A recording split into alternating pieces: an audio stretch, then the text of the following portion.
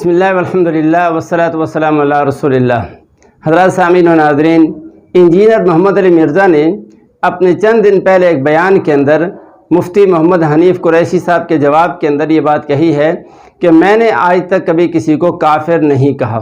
جب تک بات دوسروں پہ تھی یہ انجوائے کرتے تھے، آج اپنے پہ بات آئی ہے تو اب یہ کہہ رہے ہیں کہ جی ہمیں گستاخ رسول اور ختم نبوت کا منکر کروڑوں لوگوں کو انجینئر صاحب کافر کہتے ہیں۔ میں نے آج تک نہ تو کسی کو کافر ڈکلیئر کیا، نہ گستاخ رسول ڈکلیئر۔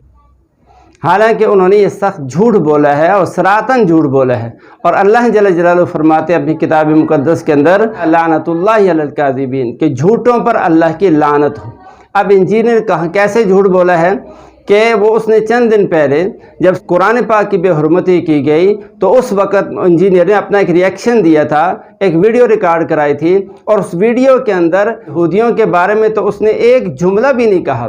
جس نے قرآن کو جلایا اس کے بارے میں بھی ایک جملہ اس کی زبان سے نہیں نکلا، کیونکہ وہ اس کے بڑے ہیں، وہ ناراض ہو جائیں گے۔ اس موقع پر اس نے ایک جملہ علماء کے بارے میں بولا ہے جو ہر جمعے کے دن جمعے کا خطبہ دیتے ہیں، لوگوں کو واعظ و نصیحت کرتے ہیں۔ اس نے کیا جملہ بولا ہے وہ آپ خود سنیں۔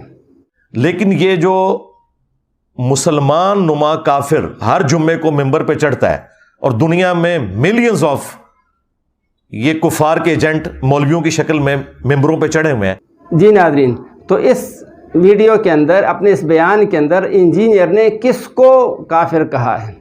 ان لوگوں کو، ان علماء کو جو ہر جمعے کے دن جمعے کی نماز سے پہلے ممبروں پر بیٹھ کر اللہ اور اس کے رسول کی بات کرتے ہیں، دین کی بات کرتے ہیں، لوگوں کو واعظ و نصیحت کرتے ہیں، ان کو اس نے مسلمان نما کافر کہا ہے۔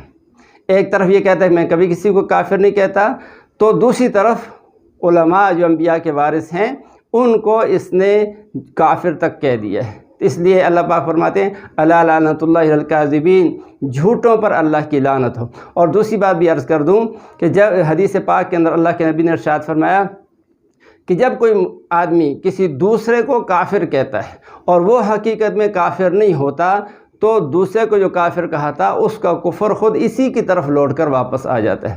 تو انجینئر صاحب اپنے بارے میں خود فیصلہ کر لیں کہ وہ کیا ہے۔